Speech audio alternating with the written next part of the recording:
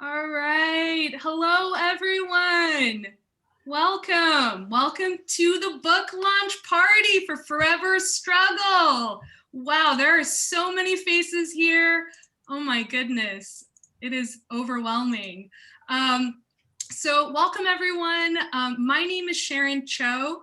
And I'm here to welcome you all to Forever Struggle, the book launch.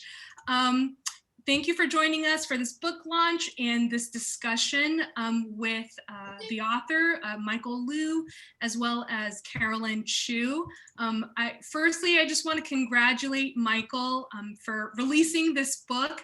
I know that it took many years and it took many hands to bring this book to fruition. And I imagine a virtual book launch is probably not what Michael had imagined when he was, writing this book in his basement. But I'm so happy that, we could have friends and, family from near and far, across timelines or time zones to join us for this book launch. And so even if you haven't had a chance to read the book, or even if you haven't completed the book, we think that there's a lot that you'll get from today's discussion, whether you're interested in Asian American history or Boston activist history, or even just urban planning and policy. We think that there's a little bit here in this book for everyone. And in true Michael fashion, when we were brainstorming how to hold this virtual book launch, really the first thing that Michael mentioned was, how can we use this to support ongoing organizing and support our community work. And so sort of with that as sort of the foundation of today's book launch, we're really hoping to delve into the discussion today around what can we learn from Boston, Chinatown's history of resistance for housing activists today. And so just to give you all a preview for today's book launch, the first part of the book launch will consist of a discussion between Michael and Carolyn. And we'll close out with some questions and answers. And folks, please feel welcome to add comments in the chat box. Please ask questions in the chat box as well. We'll be monitoring the chat box for questions that the speakers can answer later on. And just a couple of housekeeping items. This book launch is being recorded, and so if you would prefer not to be, on camera, please, turn your video off. And please, we just ask that audiences just keep their, keep yourself on mute during the discussion. And if you haven't gotten a copy of the book, we'll drop in the chat the best way to get a copy. And so I do want to recognize the many community organizations that had a role in Chinatown's struggle for community control. And so I want to recognize the Chinatown Community Land Trust, the Chinese Progressive Association, and the Asian American Resource Workshop. And I'm actually going to hand it to Lydia Lowe to speak really briefly about Chinatown Community Land Trust. Lydia, if you want to just take yourself off mute. Hi, everybody, and I'm really excited for tonight. It's been a long time coming. The Chinatown Community Land Trust, we're just really happy to co-sponsor this book launch because the work that Michael talks about and records in his book really is the history that gave rise to the Chinatown Community Land Trust. That community organizing for greater control of development is what inspired us to start the Chinatown Community Land Trust. And that's the type of work we're doing for permanently affordable housing, shared neighborhood spaces, and collective stewardship of resources. So pass it on to the Chinese Progressive Association. Hi everyone, this is Mark from the Chinese Progressive Association. Also very excited to be here. As most of you know, we primarily organize and serve working class Chinese immigrants. And this is really a people's history of these people, of our people and Chinatown.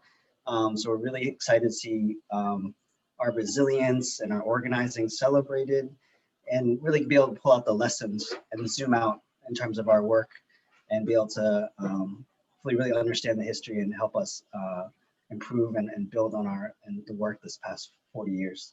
And you're Chinese as your dad. Thanks, Mark. And let's see. Okay, it is my great pleasure to introduce the two speakers for today, probably two of my favorite people, Michael Liu and Carolyn Chou. So I'm just going to read a brief bio of the two speakers before I hand it over to them. So Michael Liu is a native of Boston, Chinatown. After graduating from college, he has been active on social justice and community issues, especially concerning Boston, Chinatown. He joined and helped create several community social justice groups. In the 1990s, Michael was executive director of the Asian American Resource Workshop. He is currently active with the Activist Training Institute, ATI, preparing young organizers. And Carolyn Chou is a queer, mixed-race Chinese American organizer living and working in the Dorchester neighborhood of Boston. Carolyn is currently the executive director of the Asian American Resource Workshop, where she supports the leadership development and organizing around issues of racial, economic, and social justice of a diverse base of progressive Asian Americans, primarily young adults. And so with that, I'll hand it over to Carolyn. Thanks, Sharon. I just want to make sure we get the little spotlighting situation for both of us before we get started. Maybe you can pull Michael up too. Great. Yeah, we're so glad you all can be here with us tonight, and really excited about this event. Some folks at ARW have started reading the book together, and I think already we're just reflecting so much on the legacy of organizing that we are so grateful to have and to, continue to honor and build upon. And, I think for us, even as a lot of our housing and development work has moved to Dorchester, there's so much to learn around the history of organizing and struggle for our people, and to preserve the working class immigrant neighborhoods that we love and live in, and yeah, have all continued to fight for. So I hope this discussion helps us really reflect on where we've been and where we're going, and makes folks excited to read the book. But yeah, I'm gonna actually ask you, Michael, to start. If you could share a little bit about your own story that inspired you to write this book, and why you felt it was important to write, and why now? Well, obviously it was personal in the sense that when the highways came through, I saw a lot of the Chinatown community destroyed. But history, until very recently, has focused on elites and dominant groups. But communities of color, and including Chinatown, have contributed in significant but neglected ways to the history of the city. So I think the typical picture of Chinatown and its people is that they bystanders to the river of US history. But I think the book shows that we're actually in the middle of the river, that we fought the currents, and we changed its course somewhat. So, so I think that story needs to be not forgotten. So that's one reason why I decided to write the book. The other is that, with globalization, more and more communities like Chinatown are being established. But at the same time, like with gentrification and development, uh, cities like Boston is pushing them out. So Chinatown, with its, I think, very protracted and very diverse, decades of struggle, I think, has uh, a role to play in terms of maybe its history has a role to play in informing the struggles that these communities have to sustaining themselves. So I hope that's something that can spark discussion and figure out how these communities can sustain themselves. Yeah, thank you so much. And I hope that that's both what we can continue to talk about tonight, and that, this conversation opens up a more conversation for all of us here and beyond to continue to wrestle with those questions.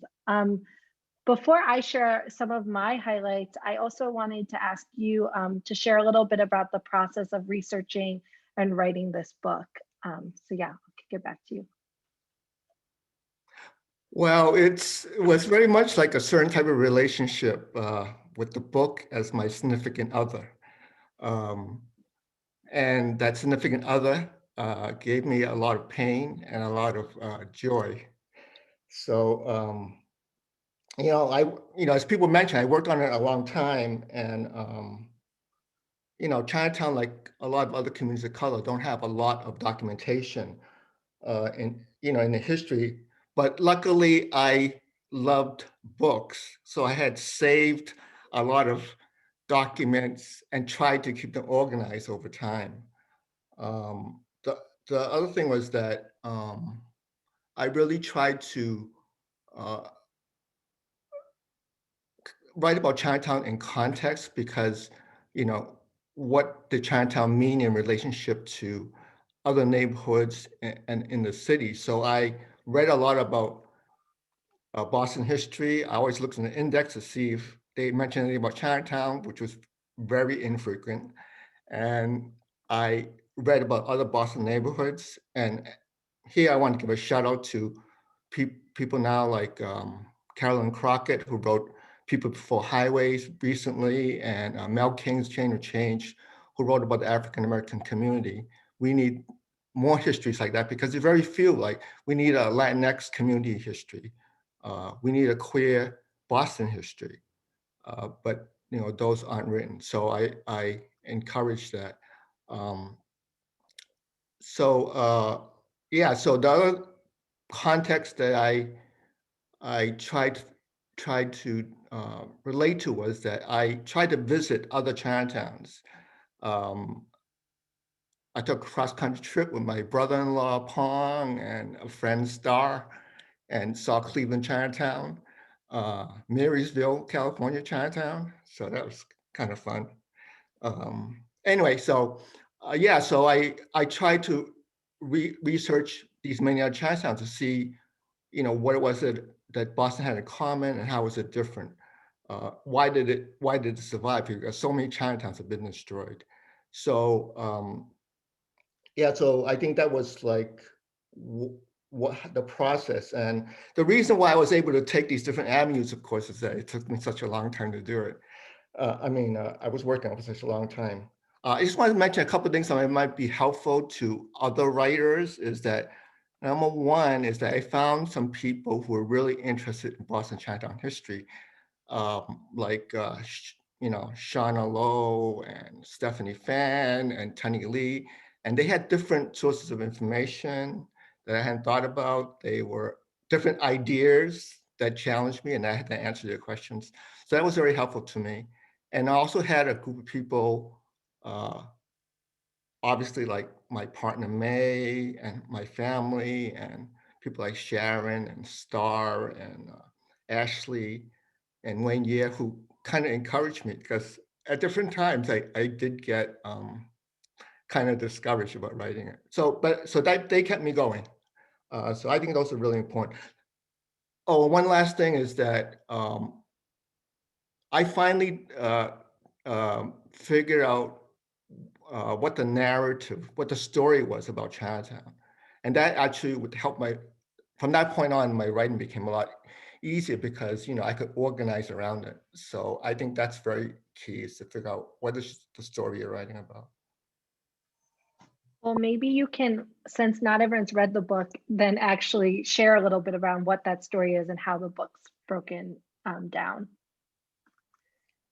Well, I think,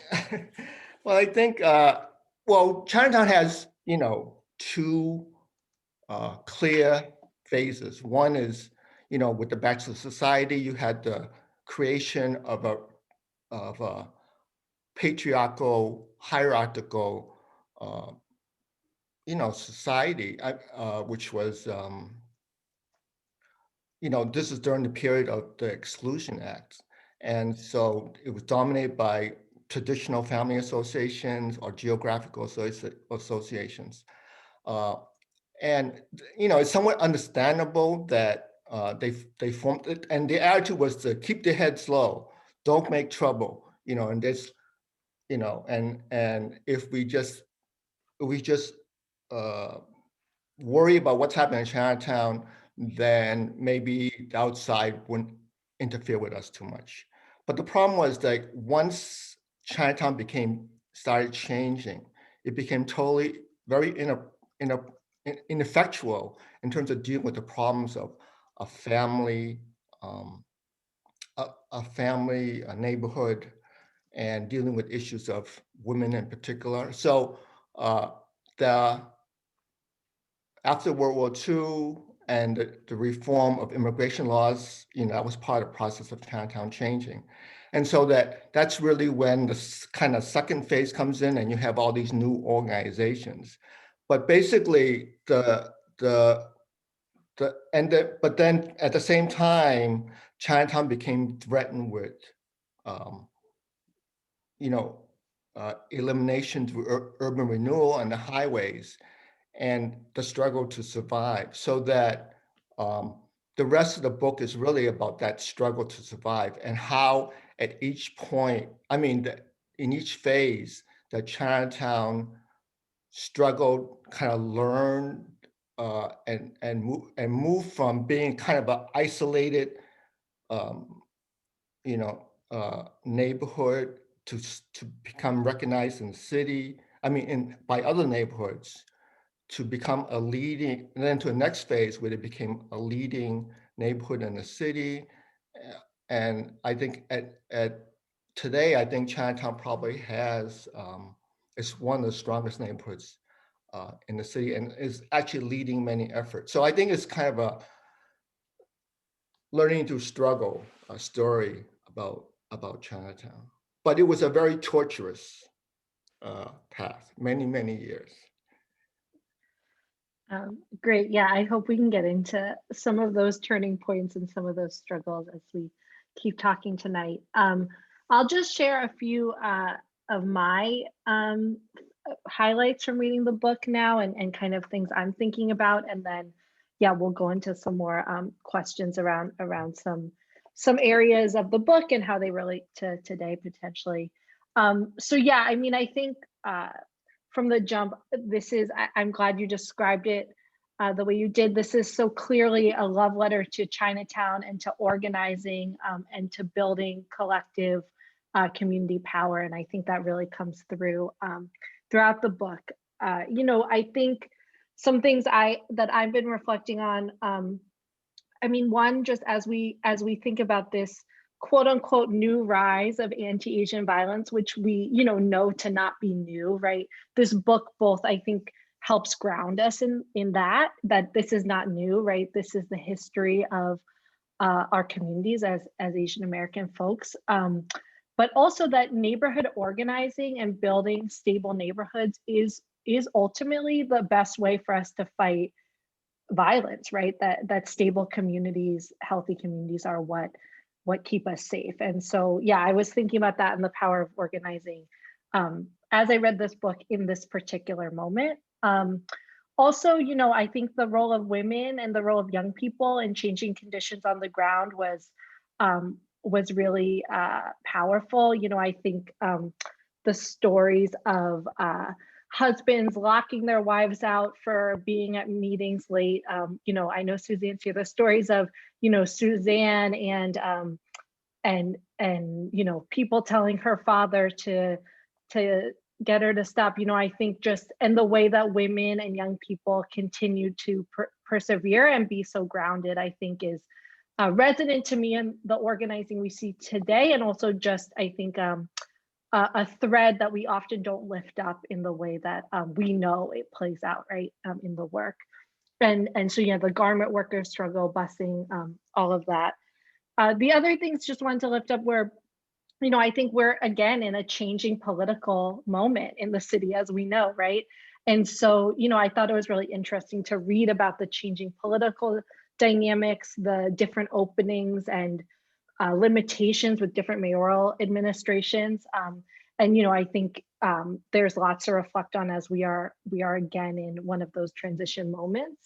And particularly around the organizing, there's so many different struggles that the book highlights, but I think there's a real clear thread around organizing around development and making sure trying to push for development that is community centered and keeps our folks in the community. And I think for those of us who do housing justice organizing, development without displacement work across the city, so much of it feels so much the same, right, in terms of the struggles we see and the way in which it's so hard to build the kind of power we need to push back against big money and big development coming to our neighborhoods. And the last thing is just the role of multiracial working class organizing and political work. The book talks about the Rainbow Coalition and some of the lessons from that. And I think, it's just, I think, really powerful to remind ourselves of the history of multiracial working class struggle that we have in Boston and reflect on how we can continue to build that in this next period. So those are some of the things, I thought were particularly striking, but I wonder if you could share a little bit of what you see as some of the key turning points in Chinatown's history. Yeah.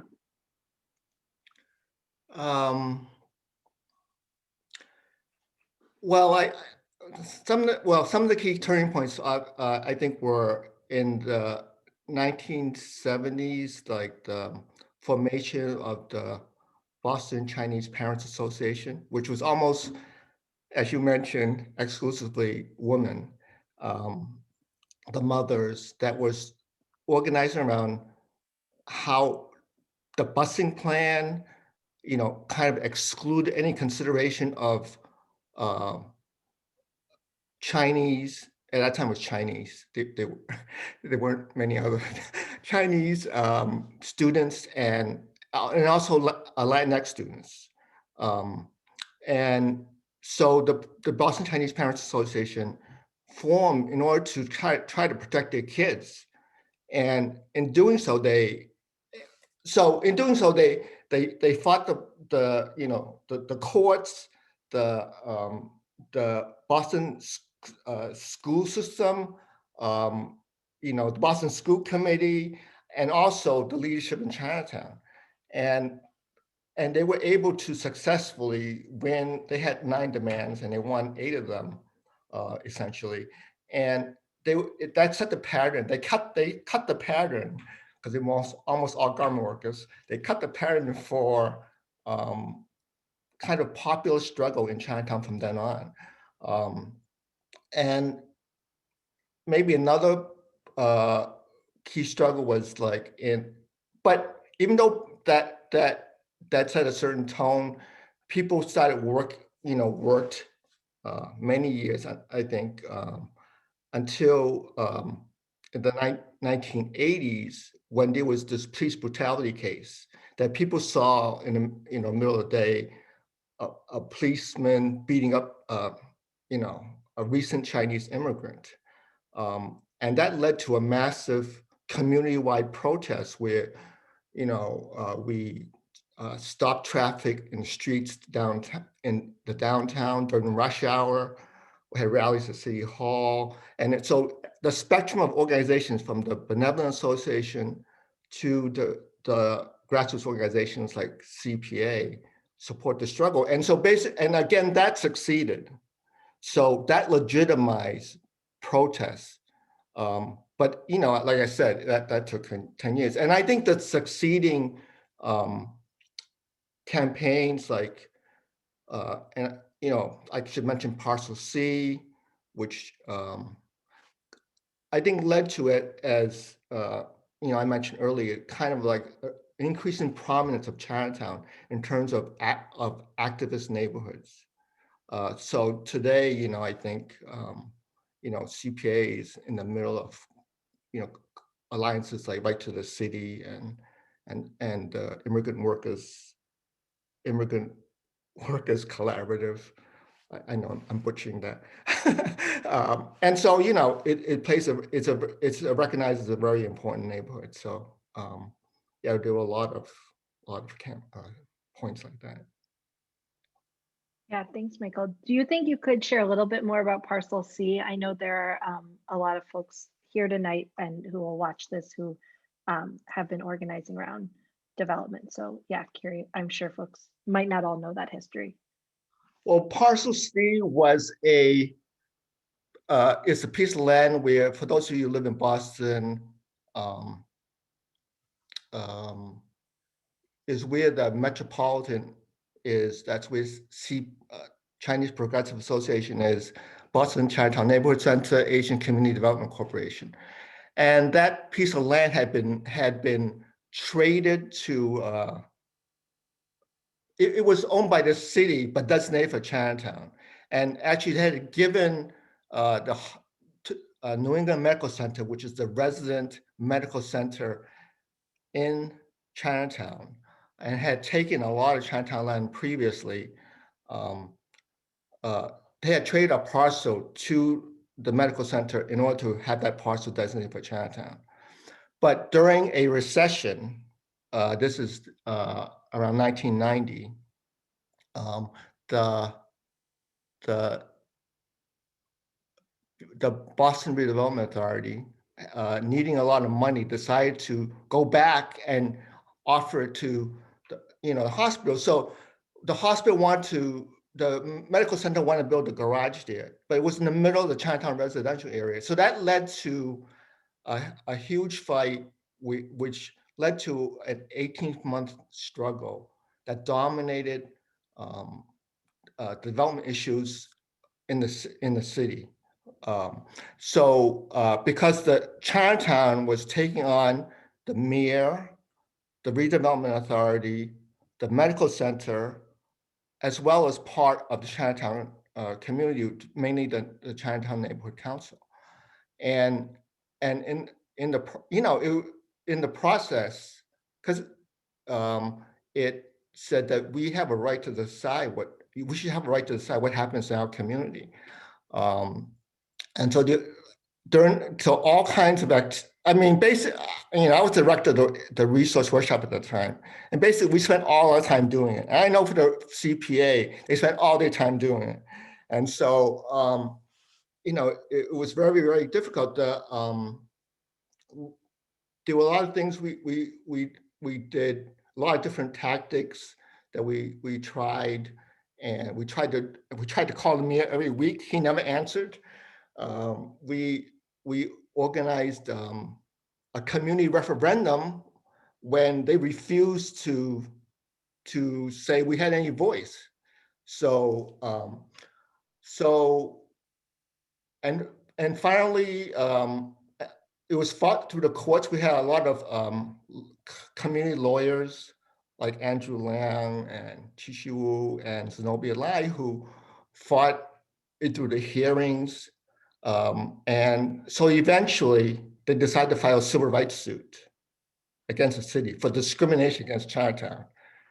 And so a few days after that, the city had said, okay, we're giving it to another community organization, the Benevolent Association, and instead. So that was, and so, but in the course of that, Chinatown united with a lot of other neighborhoods that were fighting for also their own development struggles with the Boston Redevelopment Authority. So that really made Chinatown like a center of development struggles in the city.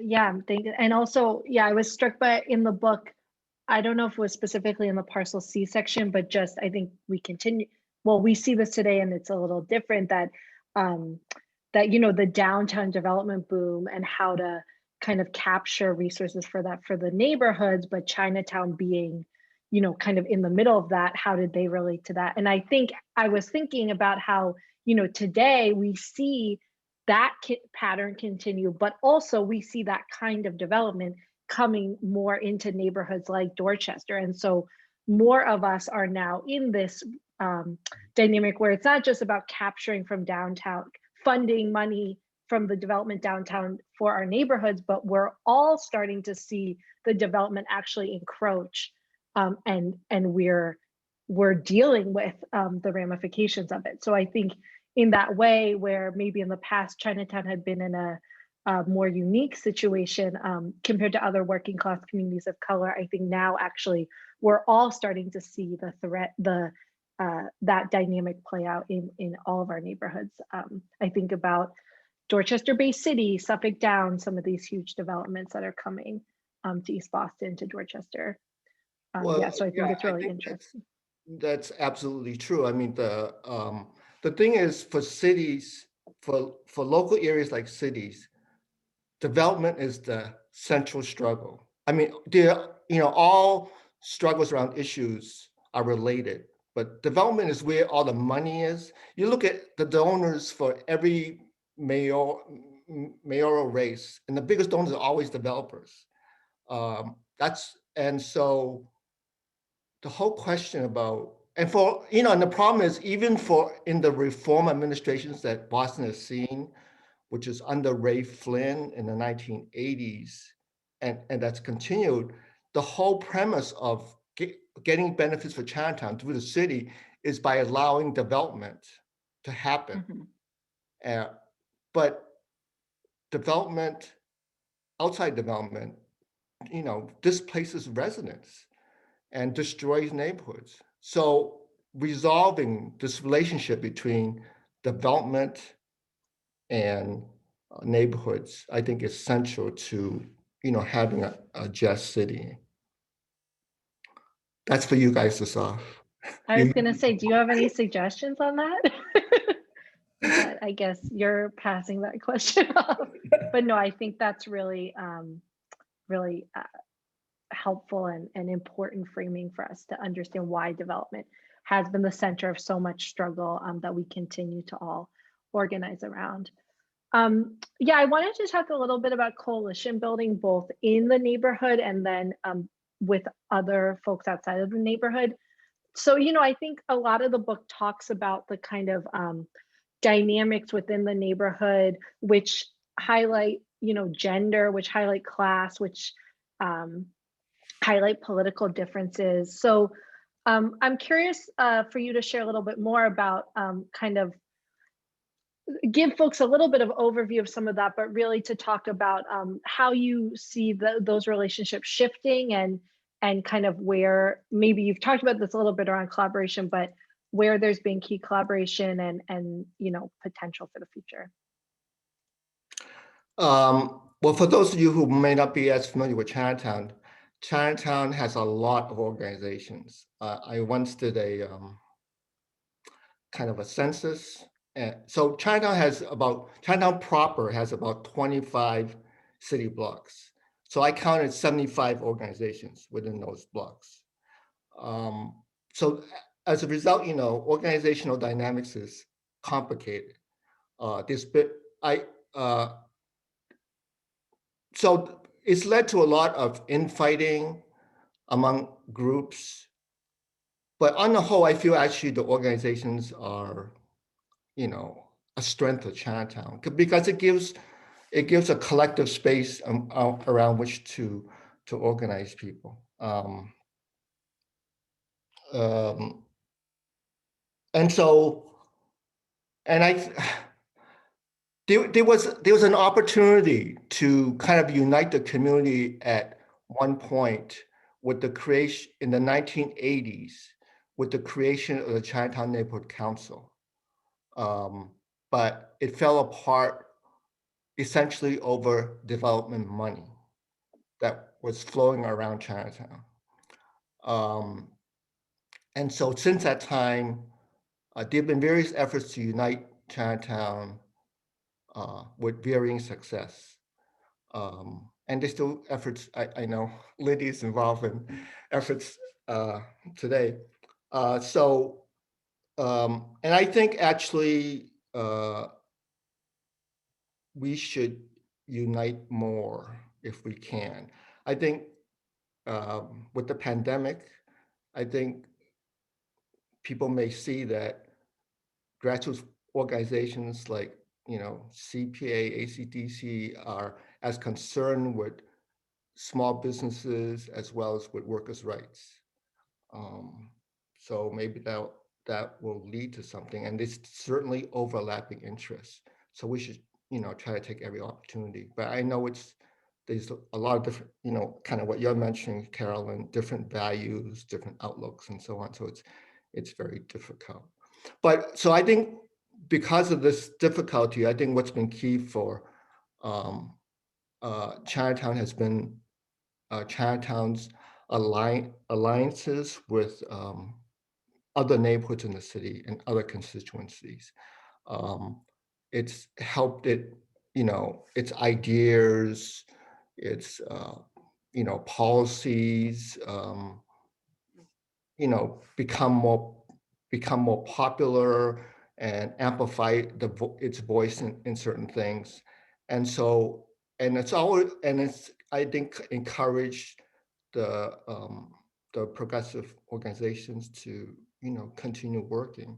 So I think that's been very key to, to the extent that, and obviously any policies that seriously address the issues in Chinatown are going to have to be done on a citywide basis. It's going to require the city as a whole. So I think that the grassroots forces from the beginning had an attitude of reaching out to the rest of the city. And I think, other sectors, the social service agencies, development corporations have also built their own networks, and that's also been important. But yeah, I think the alliances have been key, and it certainly was,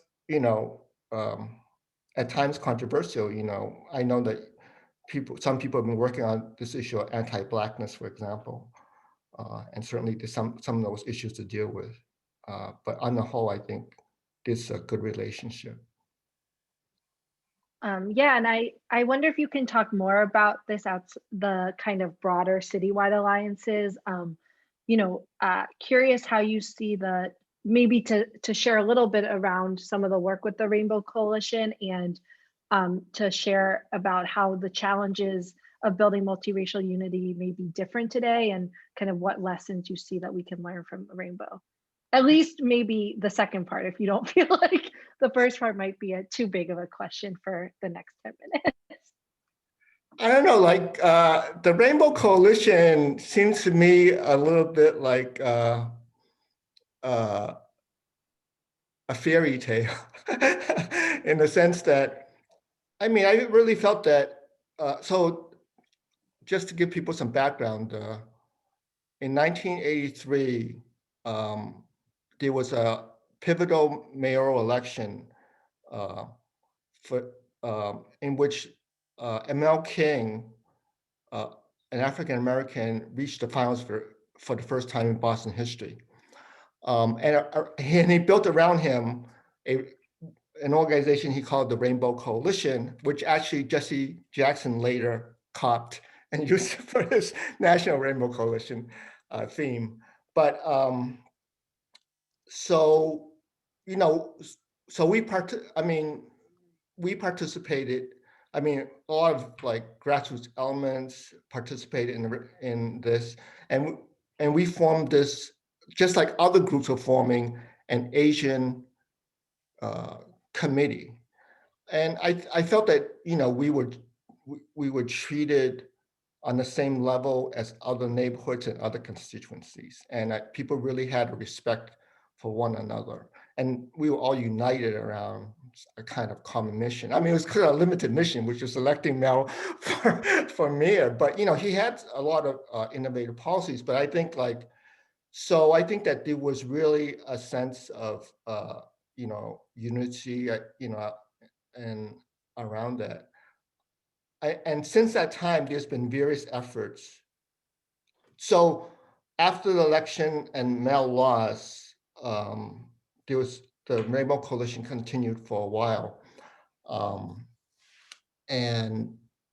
but it eventually faded. And so there has been various attempts in different times to kind of recreate that coalition building.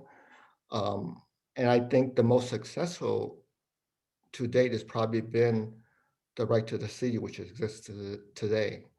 But I don't think it quite has the same level of unity and that I thought that we had. But I think that if we imagine a new Boston, that it's going to have to be on this basis, um, because I think that that's kind of, because I felt like it was the basis of a lot of new ideas about what could happen in Boston.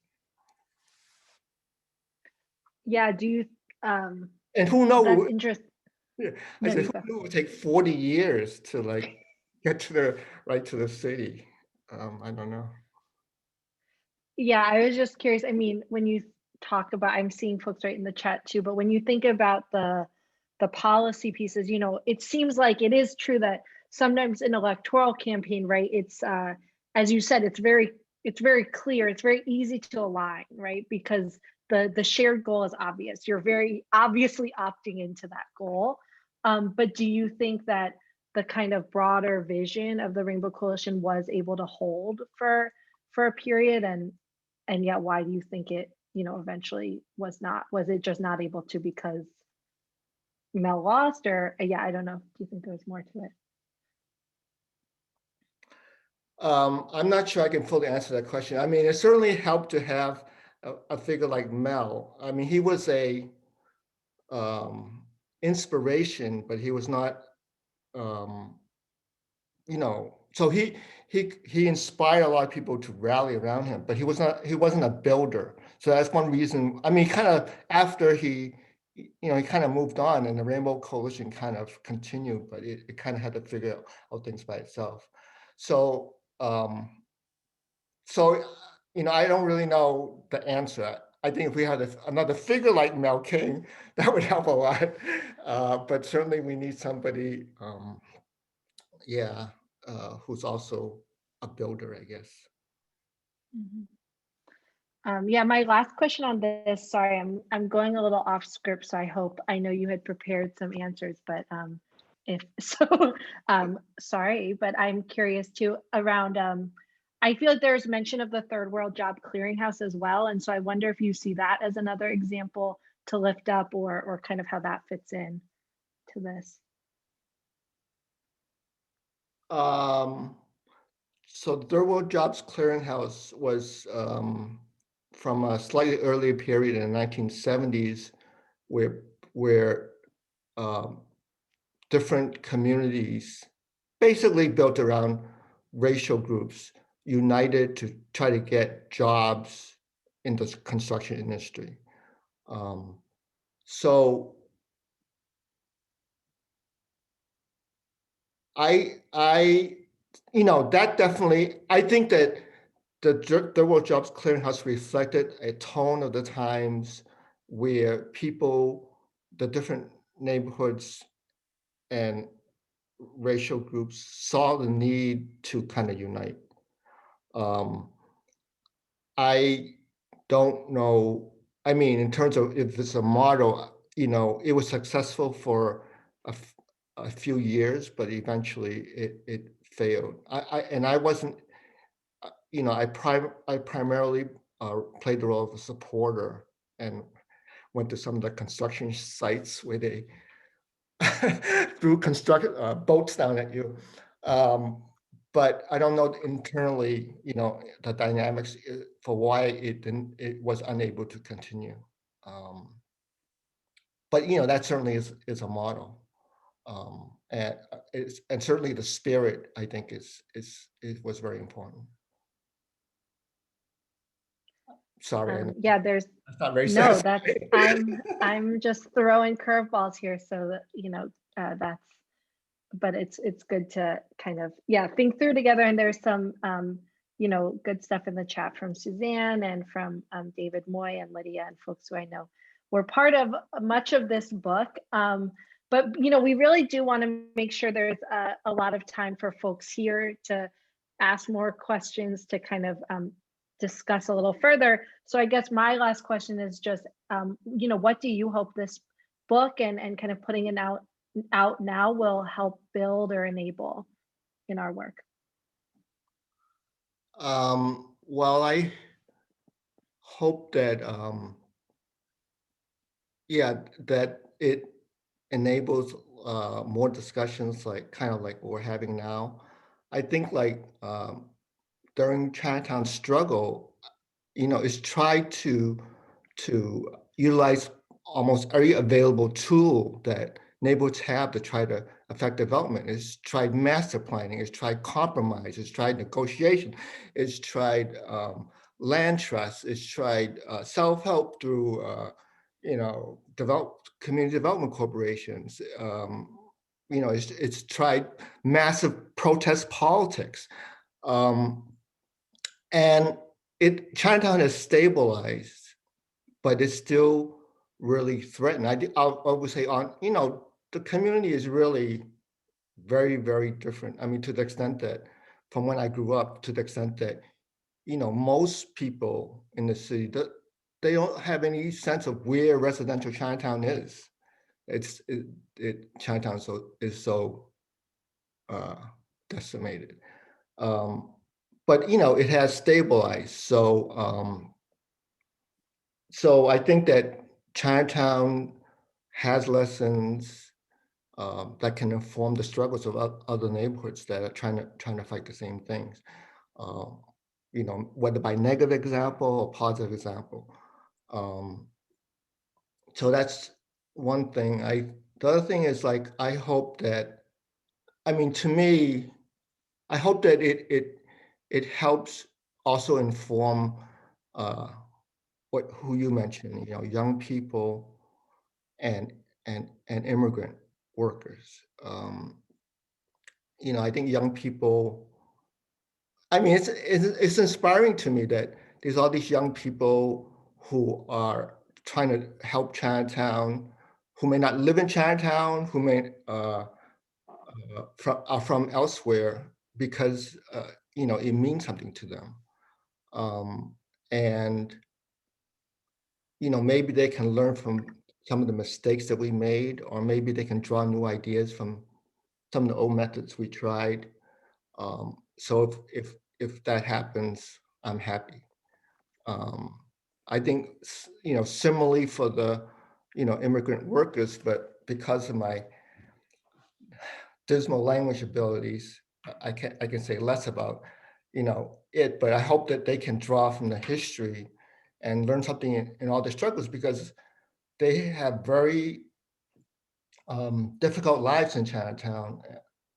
They're very tough, but they've reached a point where they're leading labor and other struggles, and so I hope it's of use to them. So that's what I hope it enables, is like both on an individual level and kind of on a neighborhood level. Yeah, thank you for that. And I hope it's not, revealing too much of the ending, but, I think since this is real life history, many folks have lived through is probably, already not much of a surprise. But, I thought it was really striking that you ended saying, the history of Boston Chinatown shows that the residents and the larger community will fight hard to keep their place. Organizing has been and will continue to be essential.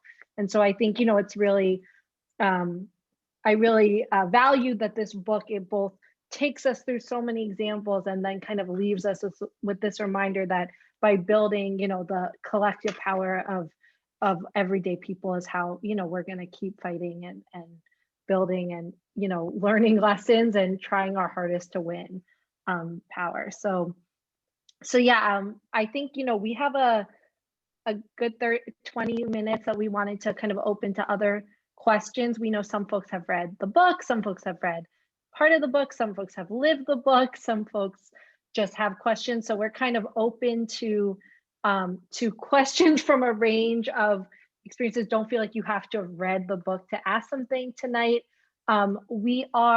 Folks could ask questions in the chat, and Sharon is helping me collect them, but also would love to hear a few more voices that aren't mine. So if anyone does have a question, you can use the raise hand, and you're willing to just share it out loud, we can use the raise hand feature, and Sharon will help us call on folks.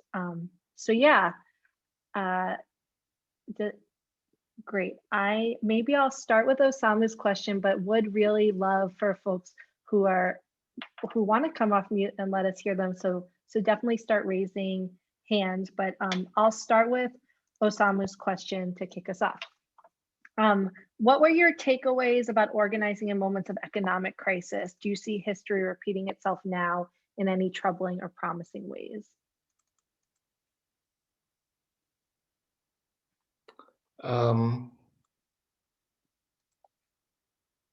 Well, I'm not sure that we've seen an economic crisis like we have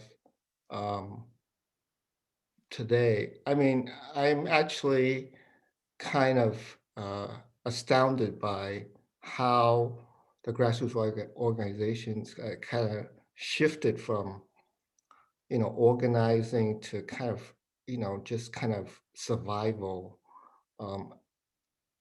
distributing food or, helping people get on, unemployment. So I think that that's really going to strengthen the grassroots organizations, because I think that number one, it shows that they're capable of doing stuff, and number two, like, the sense of the connection with the people in the neighborhood. So yeah, I'm not sure that.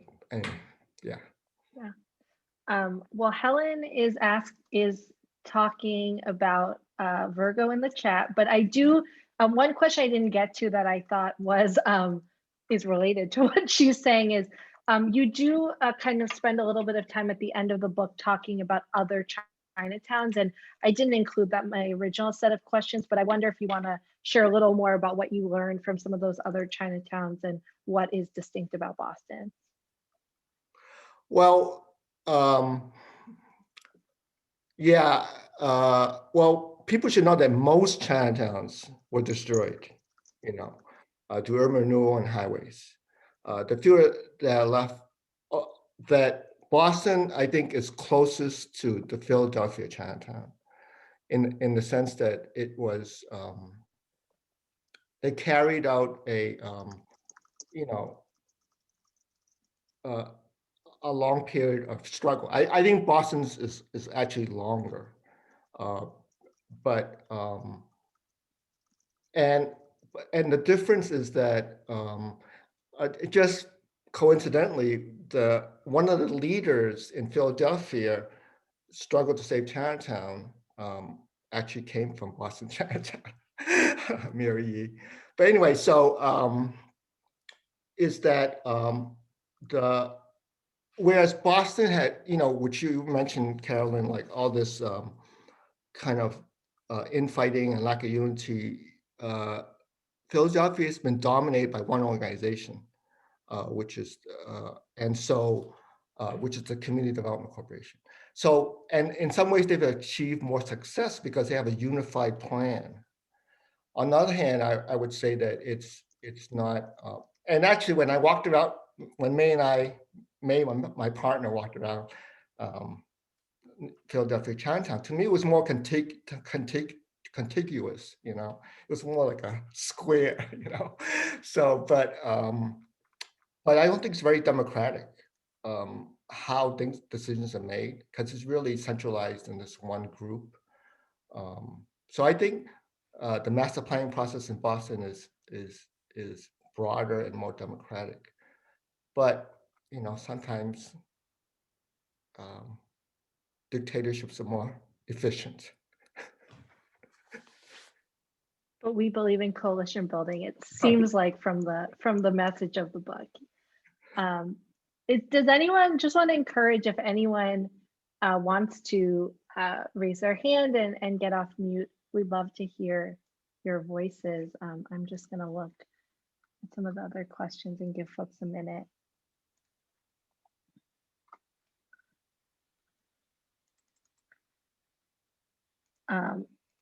Okay, this is a kind of a little bit of a more specific one, but I'm interested in. So you know, moderator's choice on the questions here.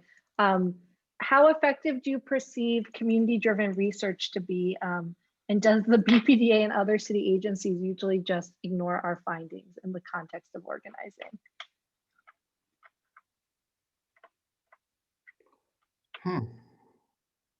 Well, I think it really depends upon the administration. Like, I mean, if it's serious community-driven research, I think during the Flynn administration, which was the kind of the reform administration that followed, the Mel King election, they helped fund a series of studies about Chinatown that was very helpful to it, and actually led to the original Chinatown master plan. So I think that wasn't really community driven, but it was research in which they were trying to help, and that was actually prompted by I think some ACDC people. So yeah, I think in certain cases, it can be helpful in terms of. I think if you say community-driven research, if people are referring to organizing people to, to conduct the research themselves, the people that live there, I think other people could probably address that better than I can, because I haven't engaged in any large-scale projects that do it. I'm going to ask David's question, and then I see Paul and James have their hands up, so we'll go to them. Yeah, let's hear. David's question was, what do you think can be centralizing frame for Asian American or API organizing with other Black, Indigenous, people of color communities? Is it development or more?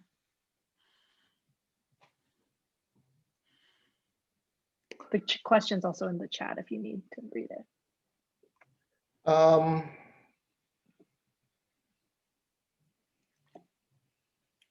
I know. Well,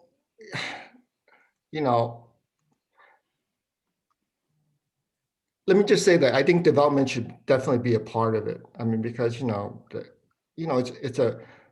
because it boils down to, like, housing is a basic human need. But I think at different times, like with the police violence at different times has been the dominant issue. So it's not something you could ignore when something like that happens. So yeah, let me just say that development is definitely part of it. I just think it's the major issue in cities over the long term.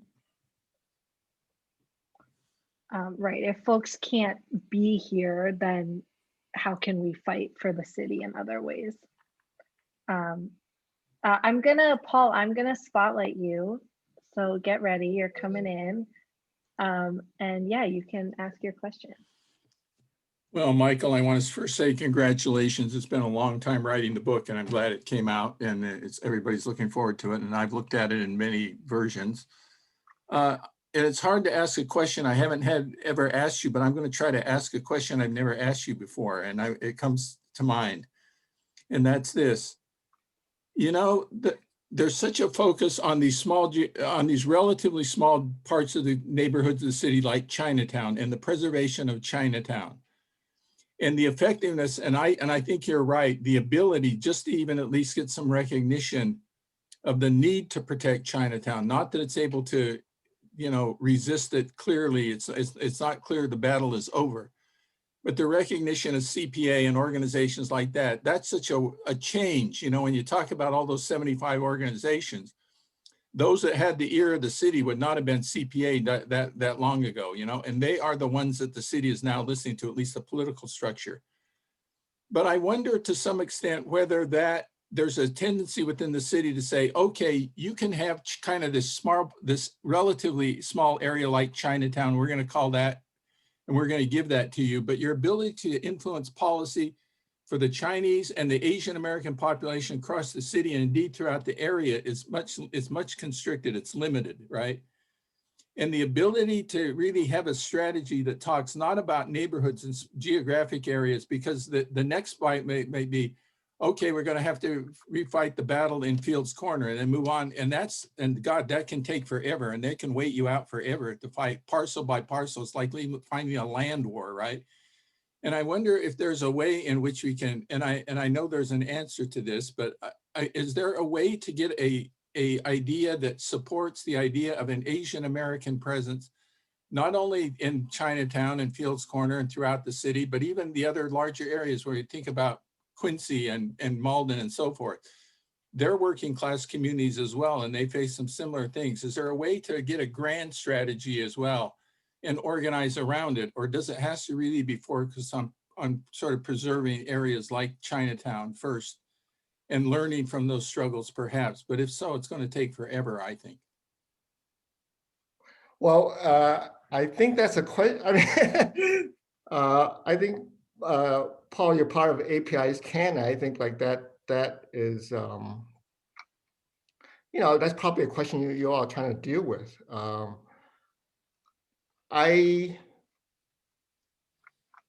mean, I think that certainly like the, I'm not going to try to answer this, but certainly like the groups in Chinatown have spread their wings, so to speak, and have their fingers in Malden and Quincy and work with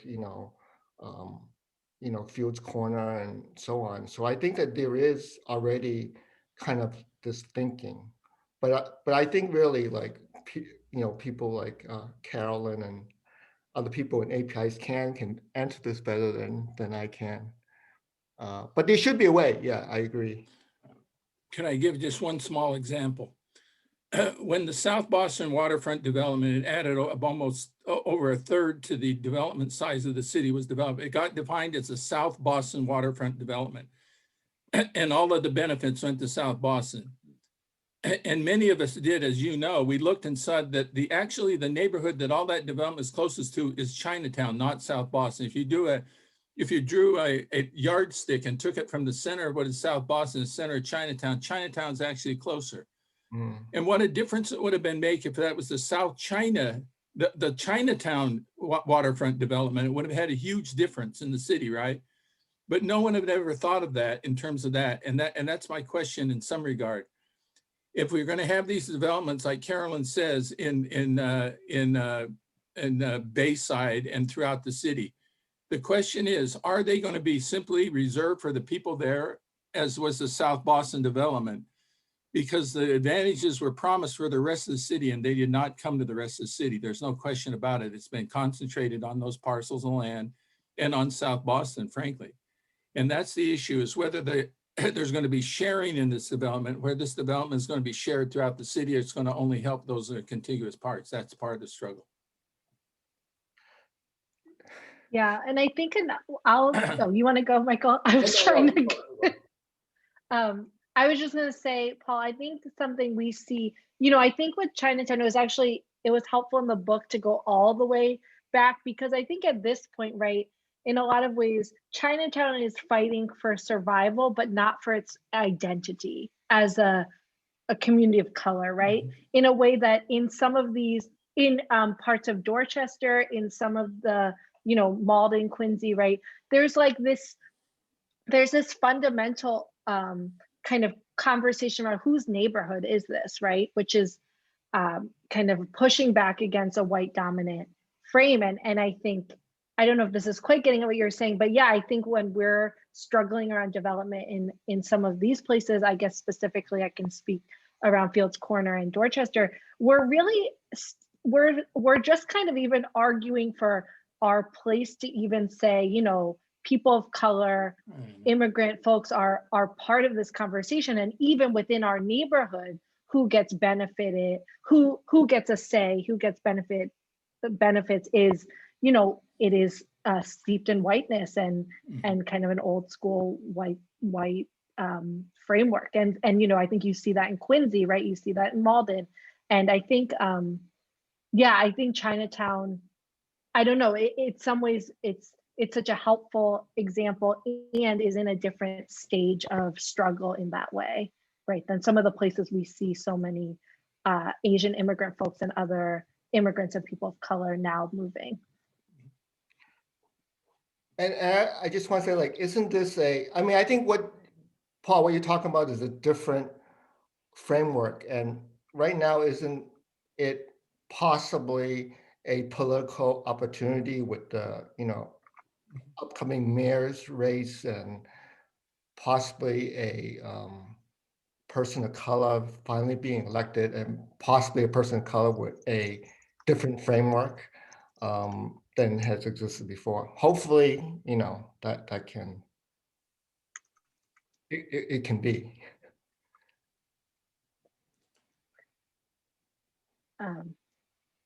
Yes, definitely a moment of opportunity. Paul, I know that this is a big question. I don't think we'll be able to resolve it. Nice to So see you, I'm gonna Paul. kick to James and then do a few more from the chat. Sorry, everyone. Oh, James, where'd you go? Oh, sorry, I'll Perfect, thank you. Awesome, yeah. Oh, well, hi. Am I coming through here? Yes. Okay. Hi. Well, first of all, Michael, I just want to say I loved the book. I read it as soon as it came out. Wonderful. And I want to say too, very happy to report that I'm a history teacher in Quincy actually, but also at Bunker Hill. And I learned just 3 days ago that we got our first Asian American history class ever approved, which we're going to be starting next year. And I'm going to be including, I'll be teaching, I'll be including part of your book in the syllabus, which I'm really excited about. Thank you. It's great.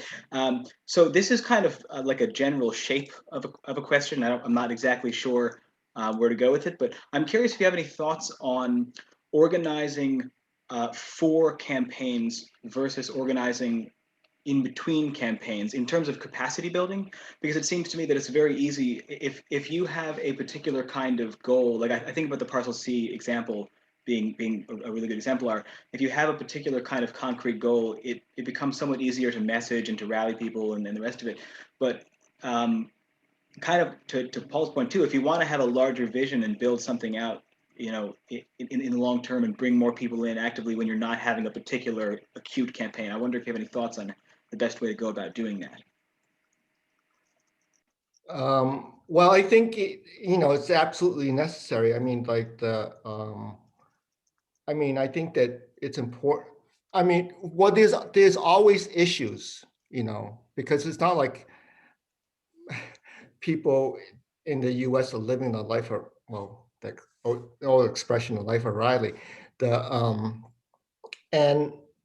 you know what, the point in which, you know, people are roused enough to engage in campaigns, you know, are infrequent.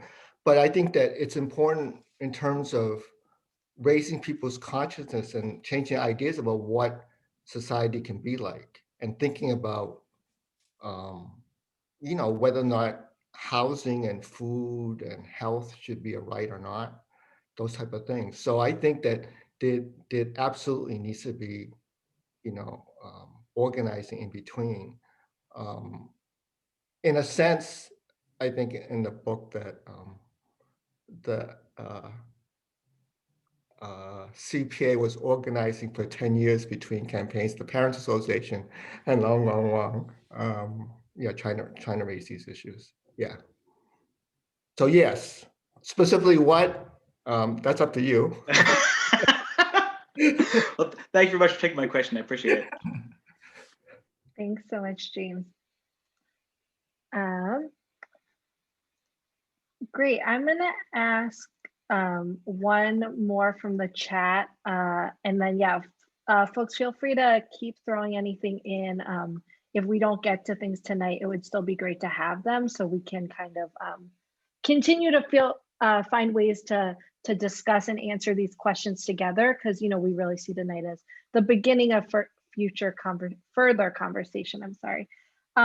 So Anjan from National Capacity was asking, in looking to the future, what are your hopes for the future of Boston Chinatown and other Chinatowns in Asian neighborhoods? What should we be building collectively to move toward that future?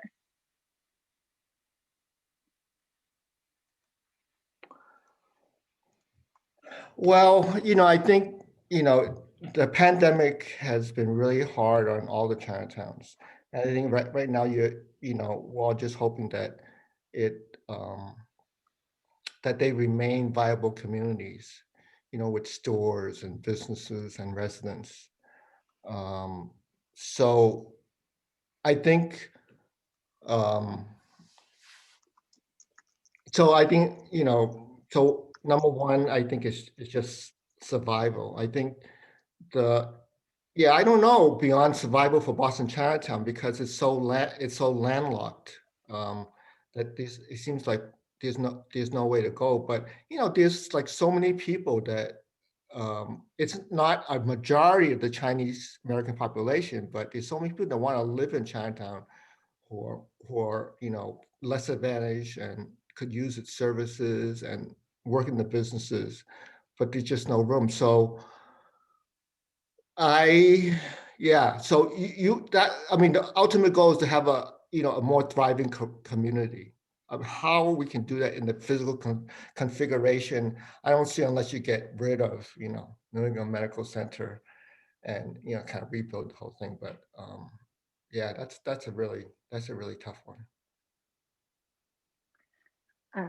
Yeah, thanks, Michael. And I think my last question I just want to ask you before we close out is, you know, I think in this moment, right, we have so much being thrown at us. And I think what the book demonstrated is just over the years, how many struggles, how many different dynamics were thrown at the community. And so what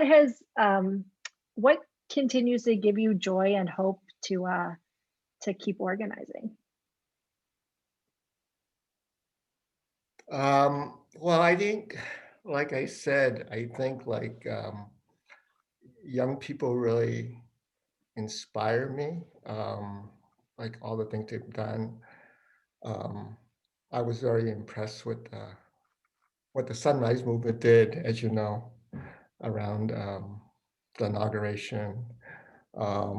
So that, and as well as, you know, kind of, I just have to say, I kind of really admire what, you know, immigrant workers, you know, how, you know, the things they have to face, and the fact that they can, you know, adapt and struggle through it. So I think that's what, you know, and then I think also I have to say that the Asian, I actually did want to say this, is I think, you know, the Asian, well, the Chinatown organizations in particular are actually very stable and thriving. And ACDC, BCNC, you know, CPA. And I think that, but I think that to achieve the goals that we want for what we, you know, for what people want, something like, you know, housing for all, I think it's going to require thinking about, you know, sharing our lessons and maybe our resources to help build up, or I shouldn't say build up, but to help so that other neighborhoods can also reach the same stability. I think that's because it will help to achieve what we want. So yeah, that's what gives me inspiration. Thanks, Michael. And yeah, I guess I should say that. Is there anything else you feel like we didn't get to that you really want to make sure to impart on the people before we close out tonight? No, I think I've said enough. Well, we're so appreciative of everyone joining us tonight. Honestly, when we decided to put out this event, we were not sure how many folks wanted to talk to us about a 300-page book. But I think for those of us who have finished it, we've just I'll speak for other folks I've talked to as well as myself. We've seen so much resonance with the work, even in our much shorter organizing lives we've experienced. And it's just so important, as we said at the beginning, to see the history of organizing and of the people's struggle being captured, and so appreciative of you, Michael, for doing that work for Chinatown, and really hope that as folks read it, that we can continue to have rich discussion around the impact, around what we can learn from this book, and how it can impact our work moving forward. So yeah, with that, we just wanted to share with folks as we close that we do want to support folks to read the book. And so there's a group of ARW members who have been reading it together, and we're going to work on developing some questions and some reading guides, and we'd love to initiate more book groups, kind of self-organized. So we will send out a Google form at the end of this for folks who would like to participate in various kinds of book groups to be fully formed. And maybe we can drop the link to order the book again in the chat, because yeah, we do want folks to get their copy and you get your 30% discount. And so we hope folks, order the book if they haven't yet. And we also hope that as folks read it, we can, as Karen mentioned earlier, some folks might not have the time or space to read the whole thing right now, but we hope that as we read it, we can also find ways to pull out lessons to share with other folks, both in English and also ideally long-term in Chinese, to make some of the lessons learned and that history accessible to the immigrant folks in our community. So yeah, lots of opportunity for us to build more around this book, but yeah, please order it if you haven't, and we will send out a follow-up with the recording, with info on the book groups if you're interested, and with information about all the organizations that sponsored today. So I think that's all I have, unless anyone else from the team tells me I'm missing anything. And so let's close it there with a lot of gratitude and appreciation for folks. We'll just play a little music and say goodnight. Thank you all so much for joining us. And I guess I wasn't going to do this, but I guess we will stop the recording. And if anyone does want to stick around, and I know there are a lot of old friends here, and say hello after we kind of play this song and close out, anyone's welcome to stick around. We'll leave the room open for a few moments. So thanks, y'all. And yeah, have a good night. Thank you, everybody.